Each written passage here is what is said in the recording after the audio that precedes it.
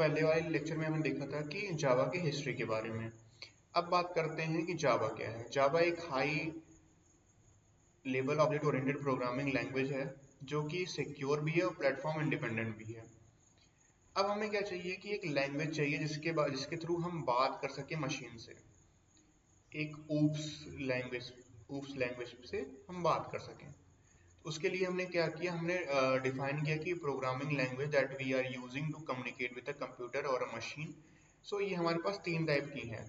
पहली है low level, दूसरी है मिड लेवल और तीसरी है high level. Low level language वो होती है जो कि यूज होती है कम्युनिकेट करने के लिए किसी दो कंप्यूटर के बीच में, या फिर इसको हम मोस्टली बोलते हैं एक बाइनरी लैंग्वेज है, और इसको कंप्यूटर ही समझ सकते हैं या फिर कोई machine he. Human can not understand what is a low level language it is. उसके बाद आती है हमारी mid level language. Mid level language क्या होती है, ये बेसिकली होती है माइक्रो प्रोसेसर लैंग्वेज। इसको मशीन नहीं समझ सकती, इसको बस एक इंसान विच इज कॉल्ड ह्यूमन और एक मशीन ही समझ सकता है। डायरेक्टली मशीन नहीं समझ सकती, क्या कंपाइल करना है उसको, क्या एग्जीक्यूट करना है, वो मशीन नहीं समझ सकती। उसको समझाने के लिए ही हमने ये लैंग्वेज डेवलप की थी कि जिससे हम क्या लिख रहे हैं और फिर वो कंपाइल होने के बाद वो समझ सकता है कि वो क्या है ये चीज। थर्ड है high level language. These language are use to communicate between two living beings. ये कोई मशीन से मशीन नहीं कम्युनिकेट कर सकती, ये कोई मशीन टू ह्यूमन नहीं, ये डायरेक्टली ह्यूमन टू ह्यूमन है।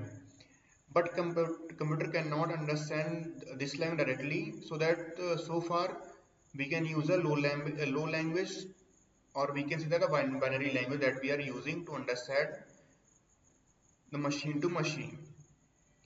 So Java is a working on a two things simultaneously. तो Java क्या है, वो कंपाइल भी करता है और उसको डिकोड भी करता है, विच इज कॉल्ड इंटरप्रेटर। मतलब वो हर एक लाइन को क्या करता है, वो रीड भी करता है, जो कि हमने डॉट क्लास फाइल में लिखी हुई है। उसे क्या करता है जावा, समझाता भी है एक मशीन को, हाँ भाई हमने ये चीजें लिखी हुई हैं। जो हमारे कंपाइलर का नाम है वो है जावा सी, और जो हमारा इंटरप्रेटर है उसका नाम है जावा। इसका दोनों का यूज हम थोड़ी देर में समझेंगे क्या होता है। तो जो डिफरेंस है सिंपल, वो क्या है कंपाइलर और इंटरप्रेटर का, कि जो कंपाइलर है वो क्या करता है, वो रीड करता है सारे कोड को एक टाइम पे, और फिर वो जनरेट करता है डॉट क्लास फाइल। अगर कोई दिक्कत नहीं हुई तो, अगर कोई दिक्कत हुई तो वहीं में सस्पेंड हो जाएगा और दिखा देगा कंपाइल टाइम एरर। लेकिन अगर नहीं दिक्कत हुई तो वो सारे कोड को इकट्ठा रीड करके वो डॉट क्लास फाइल जनरेट कर देगा। वहीं इंटरप्रेटर का काम क्या होता है कि वो क्या करता है, वो हर एक कोड को जो डॉट क्लास फाइल में जनरेट हुई है वो उसको क्या करता है, उसमें हर एक लाइन को एक एक करके वो रीड करता है।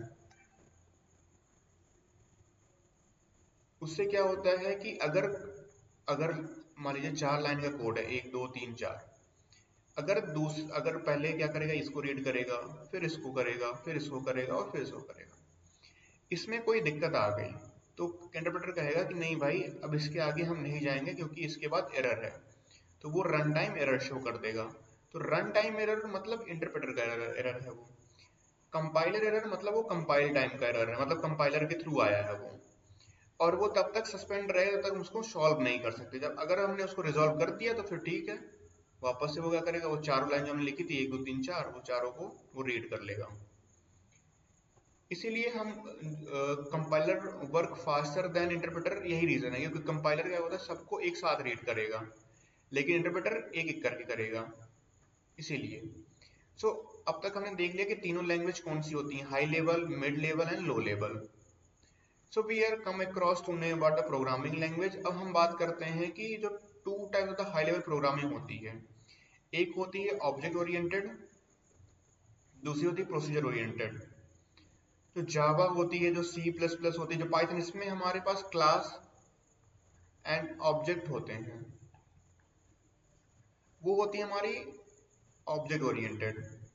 जिसमें हमारे पास जो जो सी है उसके पहले कोई लैंग्वेज है, वो क्या है हमारी प्रोसीजर ओरिएंटेड लैंग्वेज। सो अब हम इसमें देखेंगे डिफरेंस क्या होता है सब दोनों में, जो प्रोसीजर ओरिएंटेड है और जो ऑब्जेक्ट ओरिएंटेड है। पहली बात तो सिक्योरिटी की होती है। Procedure are not secure as and the object oriented are more secure because of the encapsulation, inheritance, abstraction and polymorphism. C में ऐसा कुछ नहीं होता। इससे हम क्या कर सकते हैं, अपने क्लास को रैप कर सकें, इससे कोई उसको देख ना सके, या फिर हम प्राइवेट मेथड का यूज कर सकें जिससे क्या हो सके, बिना हमारी परमिशन के कोई उसको चेंज ना कर सके। बट इसमें होता है जावा में, या फिर बोल सकेंगे कि जो ऑब्जेक्ट ओरिएंटेड होती हैं उसमें सारी चीजें होती हैं। दूसरा होता है क्लास एंड ऑब्जेक्ट।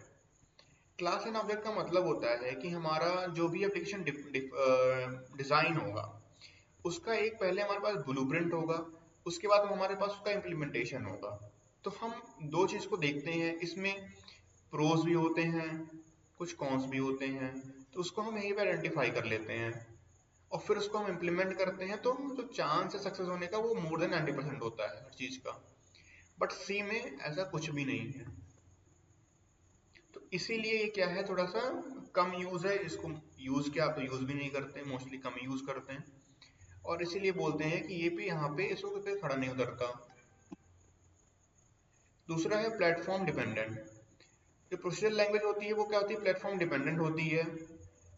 इसका मतलब ये होता है कि जहां पे ये कंपाइल हुई है वहीं पे एग्जीक्यूट हो जाएंगी।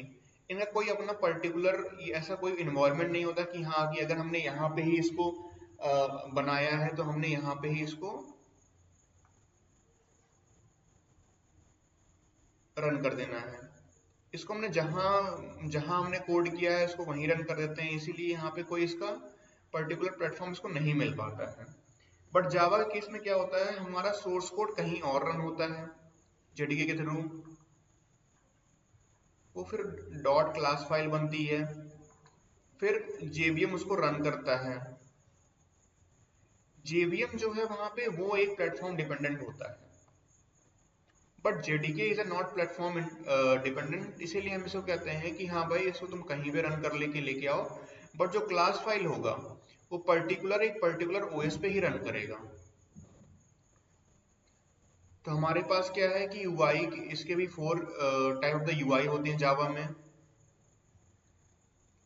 पहला होता है सीएमडी जो कि बहुत फास्ट है, जो कि बहुत पहले हर चीज में यूज होता है। सी में भी यूज होता है, सी प्लस प्लस में होता है, पाइथन में भी होता है, सब में सीएमडी यूज होता है और बहुत फास्ट भी होता है। तीसरा होता है मेनू डिफाइंड इंटरफेस। चौथा तीसरा का होता है हमारा जीयूआई। फोर्थ होता है हमारा टच स्क्रीन, जिसको हम मोबाइल फोन में भी यूज करते हैं मोस्टली, और ये थोड़ा स्लो होता है। तो वही है लास्ट में कि जावा भी क्या है, एक प्लेटफॉर्म इंडिपेंडेंट है जब तक हमारा डॉट क्लास फाइल जनरेट ना हो जाए। जैसे ही ये फाइल जनरेट हो गया तो हमारा क्या होगा, जो जावा है वो भी एक डिपेंडेंट हो जाएगा। तो बस आज के लिए इतना ही। Thank you.